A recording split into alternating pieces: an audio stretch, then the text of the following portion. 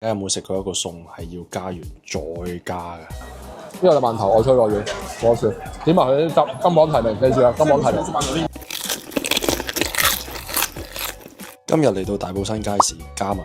大埔新街市個地下一個海鮮市場咧係出晒名新鮮同多種類噶啦。咁今日咧就成班朋友海鮮加工宴啊！當然一定要揾個水上人嚟發版啦。我哋唔好講呢啲乳鴿嘅普通嘢啦，雖然咧鬆化到骨都可以食埋，更加唔好講呢啲咕嚕肉咁普通啦。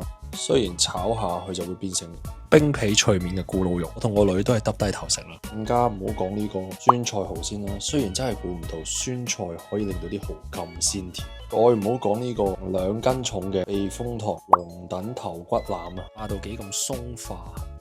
更加唔好講呢個爽肉鱔片啊，佢加咗檸檬汁之後，竟然係鮮甜多汁噶。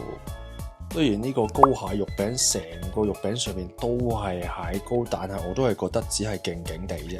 再加埋呢個新鮮嘅豉油黃吊桶，雖然每一隻都彈牙口，但係我都覺得呢個係最勁。金榜題名，用去炸到外脆內軟嘅饅頭，用最少12隻9節蝦先做成嘅秘製醬汁，保證你從來都冇食過呢隻味。你未食過呢個味啊？再加，哇！